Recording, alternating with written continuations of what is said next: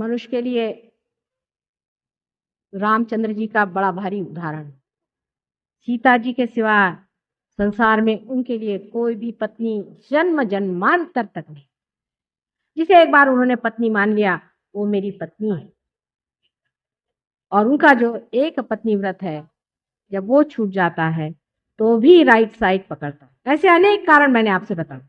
अब इससे कौन सी बीमारी हो सकती है, विशेष करके जिसे आप कहते हैं श्वास की बीमारी भी हो सकती है, लंग्स की राइट साइड की बीमारियां हो सकती, कभी कभी टीबी की भी बीमारी हो सकती।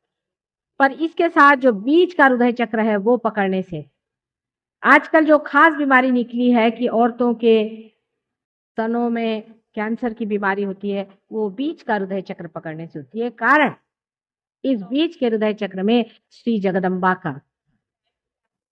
जगदम्बा ने यहाँ पे अवतरण लिया। अकेले शिवजी के बगैर वो यहाँ पर आई, शिवजी को हृदय में छोड़ करके वो यहाँ पर आई और वो इस भवसागर में उतरती आई और अनेक बार उन्होंने हजारों बार संसार में आकर के अपने भक्तों की रक्षा की। जब मनुष्य का रक्षा का भाव टूट जाता है, उसको सेंस ऑफ इनसिक्योरिटी आती, तब उसका ये चक्र पकड़। इससे भी श्वास की बीमारियां हो सकती हैं, अनेक बीमारी होती है, थाइमस की बीमारियां होती हैं, एंटीबॉडीज नहीं तैयार हो सकते। एंटीबॉडीज यानी दूसरी तीसरी कोई चीज नहीं है, पर वो अंबाजी के शिष्य हैं, या कहना चाहिए वो अंबाजी के सैनिक जो हमारे अंदर तैयार होते। और इस हृदय चक्र से जिस आदमी को तकलीफ हो जाती है वो भी जगदम्बा को जागरूक करके अपने को ठीक कर सकता है। पर इन सब चीजों के लिए आपको पहले पार होना चाहिए। हर एक आदमी जय अम्बे, मैं गई, मैंने कहा कि भाई ये कहाँ से ला, कल ये अंबाजी का डोरा। मैंने कहा किसने दिया? वो पंडे ने। कितना रुपया दिया? 5 रुपये। 1-2 पैसे की चीज को 5 रुपया लिया। और उनको कोई अथॉरिटी नहीं है, उनको कोई अधिकार नहीं है, अनधिकार चेष्टा कर रहे हैं। आपका अधिकार तभी होता है जब आप पार हो जाते हैं। उसके ऊपर का चक्र जो है यहाँ पर कंठ में, ये श्री कृष्ण कंठ का चक्र है, इसे विशुद्धि चक्र कहते हैं। और इस विशुद्धि चक्र में 16 पंखुड़ियां हैं। और उसी प्रकार जिसे हम सर्वाइकल प्लेक्सस सामने कहते हैं, उसमें भी 16 सब प्लेक्सस है। मैंने अभी तक आपको इंग्लिश के नाम नहीं बताया, क्योंकि ये जो सूक्ष्म है वही बाहर रोज की तरह से प्लेक्सस हो जाता, इसलिए क्योंकि आप में डॉक्टर लोग कम दिखाई देते और वो मार दिमाग आपका खराब हो जाएगा। ये जो चक्र है ये बहुत ही महत्वपूर्ण है मनुष्य के लिए, क्योंकि जब उसने अपनी गर्दन ऊपर उठा ली तभी वो मनुष्य बना। और जब ये गर्दन झुके तो उसी के आगे झुकना चाहिए जो परमात्मा स्वरूप है। और ऐसे ऐसे अरे गहरे नत्थु खैरे सामने अगर आपने सर झुकाया तो वहां से श्री कृष्ण जी गए। और वो बड़े ही होशियार आदमी हैं, सबसे बड़े डिप्लोमेट तो यही दुनिया के। उनको चकाना बहुत ही मुश्किल है, आप उनसे कोई आर्गुमेंट नहीं कर सकते। और ये अगर आपका गया तो आप गए, आपकी मान मर्यादा गई। मैं देखती हूँ लोग, कोई मिनिस्टर आया उसके चरणों में जा, कोई झाड़ू मारने वाला है उसके चरणों में जा रहे, क्योंकि उसके लॉटरी लग गई तो उसके चरणों में जा रहे, कोई गुरु बाबा आए बैठे वहां पर तो उनके चरणों में जा रहे। अरे ये माथा कितनी मुश्किल से बनाया है आप जानते हैं?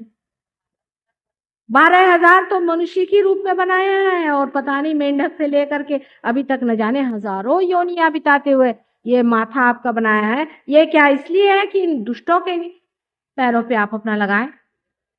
इसीलिए मोहम्मद साहब ने कहा था कि किसी के भी पैर छूने की जरूरत नहीं। क्राइस्ट ने भी कहा किसी के पैर छूने की जरूरत नहीं। लेकिन हिंदुस्तानी आदमी तो इस कदर पैर छुआ है, सब चरण छू लोग हैं आजकल। ये खुद दूसरों के चरण छूते हैं और दूसरों से चरण छुआते रहे। ये माथा है, ये अपनी मानहानि है। और इसी से हमारा ईगो और सुपर ईगो दोनों चीजें निकलती हैं। और जब आदमी बहुत ज्यादा अहंकारी होता है तब दूसरों से अपने पैर छुआता है, और जब बिल्कुल ही दब्बू होता है तो दूसरे को पैर छू। आदमी को बीच में खड़ा होना चाहिए, ना तो आप किसी के सामने सर झुकाइए, ना तो किसी के अपने चरणों में। उन्हीं पैरों पर अपना सर रखना चाहिए जहां से गंगा बहे, जहां से साक्षात परमात्मा के ब्रह्म तत्व बह रहे हैं वहीं चरण झुकाने चाहिए, और ऐसे वैसे जगह चरण झुकाने से ये आप अपना भी अपमान कर रहे हैं, और उस परमात्मा का जिसने बड़ी मुश्किल से आपका ये माथा गठा उसकी पहचाने हैं, वो भी आप पार होने के ही बाद में पाएंगे। अगर आप पार नहीं हो तो आप समझ नहीं सकते ऐसे आदमी को। आपको क्या पता कौन ठग है और कौन असली। ये बड़े होशियार ठग होते हैं, जितने ये ठग होते हैं उससे भी ज्यादा नाटककार होते हैं। इसलिए पहले पार हो जाइए, पार हो जाने के बाद में आप महसूस कर सकते हैं और आप समझ सकते हैं। उससे ऊपर का जो चक्र है जो कि हमारे माथे में है, जिसे कि हम आज्ञा चक्र कहते हैं, जिसे बहुत लोग कहते हैं थर्ड आई और दुनिया भर की चीज। मैंने आपसे पहले ही बताया कि ईसा मसीह का चक्र है, और उनकी पत्नी जो है वो तृप्ति ही है। उनकी पत्नी ही नहीं है, वो तृप्ति में ही रहते हैं, उनको पत्नी की जरूरत नहीं है, क्योंकि वो साक्षात ब्रह्म स्वरूप श्री गणेश के अवतरण है। ईसा मसीह के बारे में आप अगर देवी भागवत पढ़ें तो महाविष्णु का वर्णन है कि राधिका जी ने अपने ही तत्व से एक महान पुत्र को जन्म दिया और उसके लिए वैकुंठ के वन में उसे छोड़ दिया, जहां उसने अपने पिता का बहुत आदर किया, और पिता उनके साक्षात श्री कृष्ण हैं, जो कि विराट के रूप में संसार में विचरते हैं। जब ये वैष्णवी शक्ति विराट हो जाती है तो वो भी एक श्री कृष्ण का महान स्वरूप हो जाता है।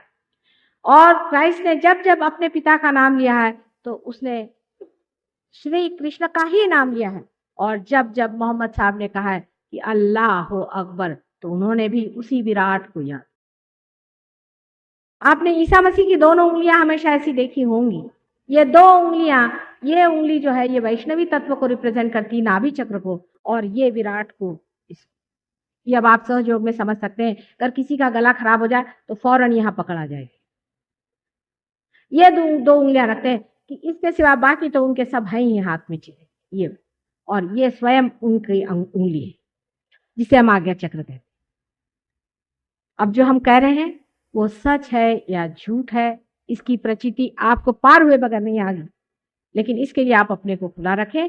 और अगर आप लोग सब पार हो गए और उसमें स्टेडी हो गए तो आप खुद समझिएगा कि हमने एक भी अक्षर आपसे झूठ नहीं बोला, और हम कभी भी झूठ नहीं बोलेंगे, चाहे आप हमें सूली पे चढ़ा।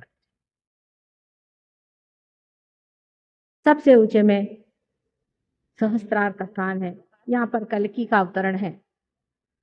कल्कि का मतलब है कलेक्टिव कॉन्शियस, सामूहिक चेतना, और जितने भी सहयोगी हैं वही कल्कि के अंग प्रत्यंग। ये कल युग में ही आने वाला है और वो अवतरण शुरू हो गया। आप देखते हैं कि कितने सहयोगी संसार में हो गए।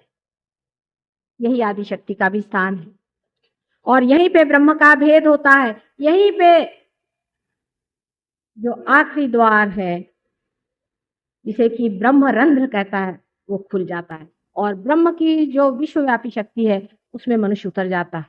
इसी को लोग बैप्टिज्म कहते हैं। यही कुंडलिनी की शक्ति भेदने वाली चीज है। और 7 ही चक्रों का अपने इसी सहस्त्रार में ही स्थान है, और इसीलिए कल युग में ही ये सारी 7 शक्तियां एक साथ इंटीग्रेट होकर के कार्य करती है, और इसीलिए आपको वाइब्रेशंस मिलते हैं। यही परमात्मा का साम्राज्य है जिसे कि किंगडम ऑफ गॉड कहते हैं, क्योंकि आज वो संसार में उतर आया है, इसीलिए आपको चारों तरफ वाइब्रेशन। बहुत से लोग मुझसे कहते हैं कि ये तो माता जी पहले 2 ही 4 को मिलता था, क्योंकि अब साक्षात वो अपना सारा ही लेकर यहाँ पहुंची गए, तो अब आपको लगेगा नहीं तो क्या हो। ये जो शक्तियां हैं यहाँ की, इन्हीं के कारण आप पार होते हैं, और इन्हीं के कारण आपका ब्रह्मरंध्र छिपता है। अब ये सारी बातें मैंने जो आपको कुंडलिनी के बारे में बताई हैं, वो कुंडलिनी हमारे त्रिकोणाकार अस्थि में बैठी। वो अत्यंत सूक्ष्म है, वो आसानी से नहीं उठती है, लेकिन अगर कोई जानकार हो और जिसे वो जानती है अनादि काल से, जब वो जानती है कि ऐसी कोई चीज हमारे सामने खड़ी, तो अकस्मात उठकर खड़ी हो जाती है। और इसीलिए ये सहज योग एकदम से जिसे जेट कुंडलिनी हो गई।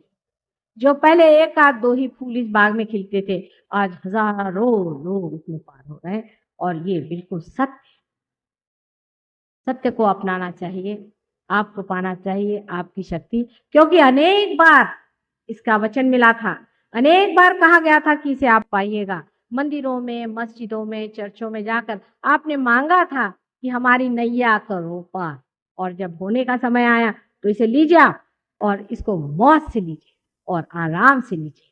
ये आप ही के लिए सारी सृष्टि बनाई गई, ये सारा क्रिएशन आप ही के लिए है, ये सब कुछ आप ही के बाप का है। इसे आप इस्तेमाल करें और इसमें रममान, इसमें रमण करें और इसमें रजें आराम से। बहुत बहुत आपका धन्यवाद होगा। कल भी आप लोग आए। अभी थोड़े से जरूरी अनाउंसमेंट होंगे, उसे सुन के आप लोग जाइएगा। और थोड़े से हम सहयोग में भी लोगों को देखना चाहेंगे। एक दो अनाउंसमेंट अभी होने वाले हैं, उसको आप कृपया सुन के जाएं। सभी सहजियों से विनती है, हमारे इस चैनल को सब्सक्राइब करके सहज को फैलाने में हमारी मदद करें। जय श्री माता जी।